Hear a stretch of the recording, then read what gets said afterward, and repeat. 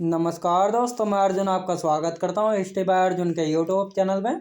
तो दोस्तों, आज की हमारी क्लास है गुप्त काल यानी गुप्ता डायनेस्टी की जो है दोस्तों आज की हमारी पहली क्लास है। तो दोस्तों, वीडियो को अंत तक जरूर देखना ताकि सभी क्वेश्चन जो है आपको आसानी से याद हो जाए। साथ ही दोस्तों, अगर आप हमारे चैनल पर पहली बार आए तो हमारे चैनल को भी सब्सक्राइब कर लीजिएगा, साथ ही बेल आइकन को प्रेस कर लीजिएगा ताकि हमारे आने वाले वीडियो का नोटिफिकेशन जो है आप तक पहुँचता रहे। तो चलिए दोस्तों, वीडियो को स्टार्ट करते हैं।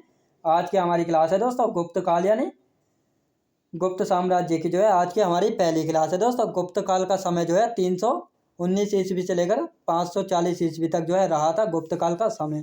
दोस्तों, गुप्त काल को जो है भारतीय इतिहास का स्वर्ण काल भी जो है कहा जाता है। याद रखें दोस्तों, गुप्त काल को जो है भारतीय इतिहास का जो है स्वर्ण काल जो है कहा जाता है। और गुप्त काल के संस्थापक कौन थे? गुप्त काल के संस्थापक थे कौन थे को दोस्तों? गुप्त काल के संस्थापक थे श्रीगुप्त, और श्रीगुप्त के बाद आता है इनका बेटा घटोत्कच। याद रखेंगे। और घटोत्कच के बाद कौन आते हैं? चंद्रगुप्त प्रथम आते हैं घटोत्कच के बाद। याद रखेंगे। यानी श्रीगुप्त और घटोत्कच के बारे में इतना ज़्यादा इम्पोर्टेंट कुछ नहीं है, क्योंकि इनके बारे में जो है इतना ज़्यादा इम्पोर्टेंट जो है नहीं कुछ भी नहीं है। अब इसके बाद आता है दोस्तों चंद्रगुप्त प्रथम। चंद्रगुप्त प्रथम जो है दोस्तों 319 ईस्वी से लेकर 334 एडी तक जो है कहाँ पर यानी गद्दी पर रहे थे। 319 एडी से लेकर 334 एडी तक। गुप्त वंश का दोस्तों गुप्त वंश का जो है वास्तविक संस्थापक माना जाता है। याद रखें दोस्तों, चंद्रगुप्त मौर्य को जो है गुप्त वंश का वास्तविक संस्थापक जो है माना जाता है। चंद्रगुप्त प्रथम जिस दिन गद्दी पर बैठे थे यानी 319 ईस्वी में जो है इन्होंने गुप्त संवत जो है चलाया था। याद रखें दोस्तों, गुप्त वंश का वास्तविक संस्थापक जो है चंद्रगुप्त प्रथम को कहा जाता है। साथ ही चंद्रगुप्त प्रथम जिस दिन गद्दी पर बैठे थे यानी 319 ईस्वी में जो है इन्होंने गुप्त संवत को जो है चलाया था। और उसी दिन जो है अपनी पत्नी कुमार देवी की याद में जो है राजा रानी का सिक्का जो है चलवाया था। याद रखें दोस्तों, उसी दिन जो है इन्होंने राजा रानी का सिक्का जो है चलवाया था। अपनी पत्नी कुमार देवी की याद में जो है राजा रानी का सिक्का जो है इन्होंने चलवाया था। अब आते हैं दोस्तों चंद्रगुप्त प्रथम के बाद कौन आते हैं? चंद्रगुप्त प्रथम के बाद आते हैं समुद्रगुप्त। समुद्रगुप्त का शासनकाल जो है 335 ईस्वी से लेकर 380 ईस्वी तक जो है इनका शासनकाल जो है रहा था। याद रखेंगे। चंद्रगुप्त प्रथम के बाद कौन आते हैं? चंद्रगुप्त प्रथम के बाद आते हैं समुद्रगुप्त, जिनका शासनकाल जो है दोस्तों 335 ईस्वी से लेकर जो है 380 ईस्वी तक जो है रहा था। इनकी उपाधियाँ क्या क्या हैं दोस्तों? इनकी उपाधियाँ हैं भारत का नेपोलियन, कविराज, परम भागवत, परम क्रमांक, लिच्छवी दोहित्र, व्याघ्र पराक्रम। तो ये सभी इनकी उपाधियाँ हैं दोस्तों। भारत का नेपोलियन। अब इन्हें भारत का नेपोलियन क्यों कहा जाता है?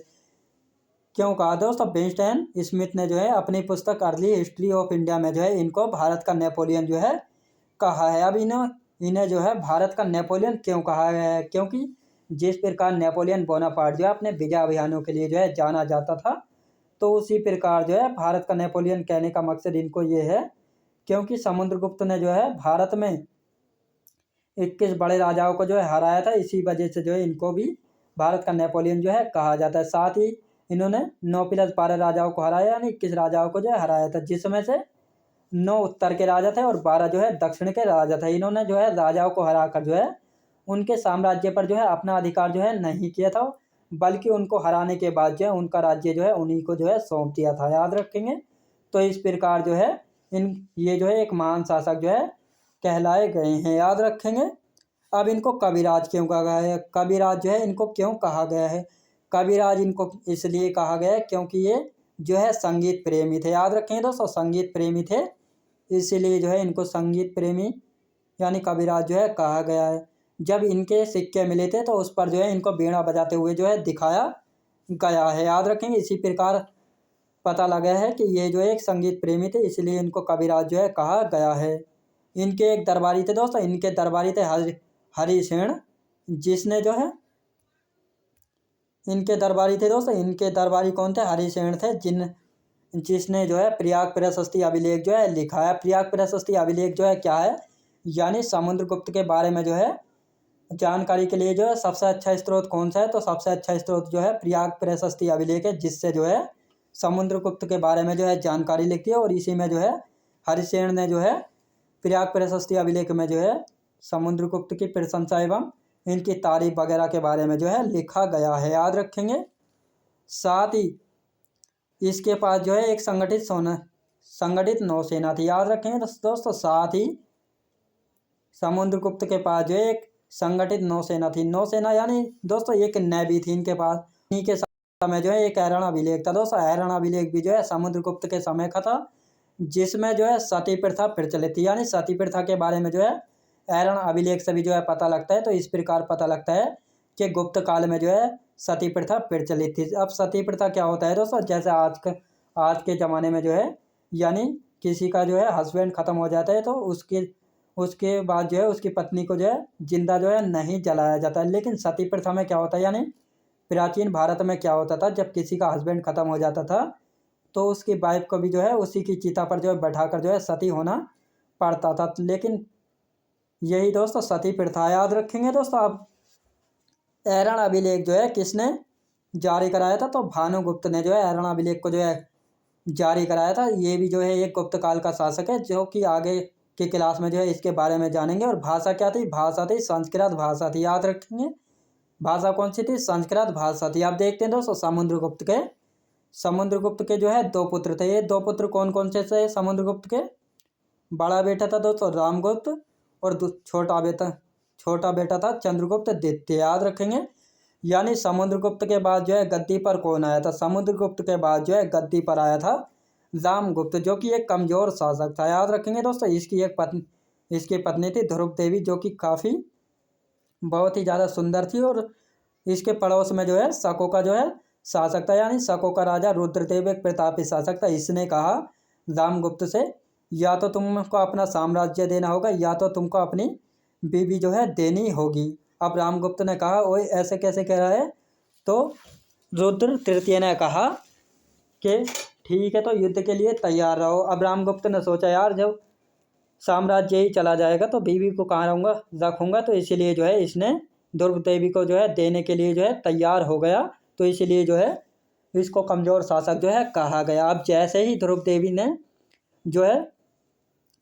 जो है चंद्रगुप्त द्वितीय की प्रेमिका थी। अब जैसे ही ध्रुव देवी ने जो है चंद्रगुप्त द्वितीय से बताया कि तुम्हारे भैया तो है कि मुझको जो है रुद्र तृतीय को देने के लिए जो है मान गए। तो इसने चंद्रगुप्त द्वितीय ने क्या कहा, तो चंद्रगुप्त द्वितीय ने जो है रामगुप्त की जो है रात में चाकू मारकर जो है हत्या कर दी। और उसके बाद जो है रुद्र तृतीय को जो है युद्ध में पराजित करके जो है रुद्र देवी से जो है विवाह कर लिया, याद रखेंगे। अब इसी प्रकार जो है अब आता है चंद्रगुप्त द्वितीय। कौन आता है दोस्तों, अब आता है चंद्रगुप्त द्वितीय। यानी समुद्रगुप्त के बाद जो है डायरेक्ट चंद्रगुप्त द्वितीय नहीं आता है, बल्कि रामगुप्त आता है। और रामगुप्त के बाद आता है कौन, चंद्रगुप्त द्वितीय, यानी चंद्रगुप्त विक्रमादित्य, याद रखेंगे। चंद्रगुप्त द्वितीय यानी चंद्रगुप्त विक्रमादित्य, जिसका शासनकाल जो है दोस्तों 380 ईस्वी से लेकर 414 ईस्वी तक जो है रहा था गद्दी पर, याद रखेंगे। इसकी उपाधि क्या है, सकारी, यानी इसने जो है शकों को हराया था, तो इसीलिए जो है इसको सकारी जो है कहा गया है। विक्रमांक और परम भागवत, दोस्तों परम भागवत समुद्रगुप्त व विक्रमादित्य दोनों की उपाधि रही है। लेकिन अगर दोनों ऑप्शन में दिया गया है तो परम भागवत जो है चंद्रगुप्त द्वितीय की उपाधि जो है इसी को लगाना है, क्योंकि परम भागवत के नाम से जो है इसी को जो है अधिकतर जो है जाना गया है। विक्रमादित्य भी दोस्तों इसी की उपाधि रही, यानी कुल 14 विक्रमादित्य जो है हुए हैं। और इन्हीं 14 विक्रमादित्यों में से एक विक्रमादित्य जो है चंद्रगुप्त द्वितीय था, जो कि चौथे नंबर का जो है विक्रमादित्य जो है रहा है। अब विक्रमी संवत, दोस्तों विक्रमी संवत जो है 57 BC यानी 57 ईस्वी पूर्व में जो है जारी कराया गया था। और उज्जैन के शासक ने जो है इसको चलाया था। यानी इसमें कन्फ्यूजन ये है कि उज्जैन के स्थानीय शासक थे और उन्होंने भी जो है दोस्तों विक्रमादित्य की जो है उपाधि जो है धारण की हुई थी, और उन्होंने भी जो है शकों को हराया था। तो इसीलिए जो है कन्फ्यूजन जो है हो जाता है। यानी जिस प्रकार चंद्रगुप्त द्वितीय ने जो है शकों को हराया था, उसी प्रकार जो है उज्जैन के शासक ने भी जो है शकों को जो है हराया था। तो इसी प्रकार जो है कन्फ्यूजन हो जाता है। तो विक्रमी संवत जो है विक्रमादित्य ने चलाया था, जो कि उज्जैन के शासक थे, और उन्होंने जो है चलाया था इसको 57 BC यानी 57 ईसा पूर्व में, याद रखेंगे। आप देखते हैं दोस्तों इसके दरबार में जो है नवरत्न यानी 9 रत्न जो है रहते थे। जैसे मुगल काल में जो है, अकबर के शासन काल में जो है नवरत्न जो है रहते थे। नवरत्न क्या होता है दोस्तों? नवरत्न यानी 9 वैल्यूएबल पर्सन, जो कि 9 विद्वान व्यक्ति होते थे, उन्हीं को जो है नवरत्न जो है कहा गया है। इसके दरबार में जो है नवरत्न रहते थे। याद रखें दोस्तों, इसके दरबार में नवरत्न रहते थे। अब पहले देखते हैं, पहले थे दोस्तों कालिदास, जिनको भारत का जो है शेक्सपियर कहा गया है। इनके अब कुछ ग्रंथ है: मेघदूत, रघुवंशम, अभिज्ञान शाकुंतलम, विक्रमोर्वशीय, मालविकाग्निमित्रम, कुमार संभवम। तो ये सभी किसके ग्रंथ है? तो ये सभी के सभी ये ग्रंथ है दोस्तों कालिदास जी के। बराहमिहिर, दोस्तों बराहमिहिर कौन थे? बराहमिहिर जो है त्रिकोण मिति के गणितज्ञ थे। याद रखें था। पंच सिद्धांति था, पंच सिद्धांति का बिरजा तक। तो ये सभी किसने लिखे थे? ये तीनों लिखे थे बराहमिहिर ने। याद रखेंगे, ये तीनों किसने लिखे थे? तो ये तीनों जो है बराहमिहिर ने जो है लिखे थे। आप देखते हैं दोस्तों शंकु। शंकु कौन था दोस्तों? शंकु जो है एक वास्तुकार था। छपड़क, छपड़क कौन था? छपड़क जो है ज्योतिष था। अमरकोश, घटकर कौन था? घटकर जो है मुख्य सलाहकार था। धनवंतरी चिकित्सक यानी डॉक्टर था। याद रखें दोस्तों, धनवंतरी यानी चिकित्सक यानी डॉक्टर था। बरदोची और बेताल भट्ट, बेताल भट्ट जो है दोस्तों एक जादूगर था, और इसने जो है सिंहासन बनतीसी जो है एक पुस्तक जो है लिखी थी। याद रखेंगे, सिंहासन बनतीसी जो है किसकी पुस्तक है? ये जो है बेताल भट्ट की पुस्तक है, जो कि चंद्रगुप्त विक्रमादित्य के नवरत्नों में से एक था। याद रखें दोस्तों, और इसी के यानी विक्रमादित्य के समय जो है कौन आया था? फाहान जो है आया था। याद रखें दोस्तों, फाहियान जो है आया था, जो कि प्रथम चीनी यात्री था। याद रखेंगे, जो कि 399 ईस्वी से लेकर 414 ईस्वी तक जो है भारत में जो है रहा था, यानी 15 वर्षों तक रहा था फाहान भारत में। इसकी पुस्तक है फाकियों की, इसकी पुस्तक है। चीनी लेखक भारतीयों को जो है यिंतु कहते थे। याद रखें दोस्तों, चीनी लेखक जो है भारतीयों को किस नाम से जानते थे, यानी क्या कहते थे? यिंतु जो है कहते थे। चंद्रगुप्त द्वितीय की जो है 2 राजधानियाँ थी, पाटलिपुत्र और उज्जैन यानी उज्जैनी। तो ये 2 राजधानियाँ थी। ये 2 राजधानियाँ किसकी थी? ये दोनों राजधानियाँ जो हैं ये थी पाटलिपुत्र और उज्जैन जो है चंद्रगुप्त द्वितीय की। याद रखेंगे। तो दोस्तों मैं उम्मीद करता हूँ आपका वीडियो क्वालिटी, कंटेंट वगैरह सभी कुछ आपको पसंद आया होगा। पसंद आया हो तो लाइक शेयर और सब्सक्राइब करना बिल्कुल भी ना भूले। साथ ही दोस्तों, अगर आप हमारे चैनल पर पहली बार आए तो हमारे चैनल को भी सब्सक्राइब कर लीजिएगा, साथ ही बेल आइकन को प्रेस कर लीजिएगा, ताकि हमारे आने वाले वीडियो का नोटिफिकेशन जो है आप तक पहुंचता रहे। तो चलिए दोस्तों, मिलते हैं नेक्स्ट वीडियोज़ में।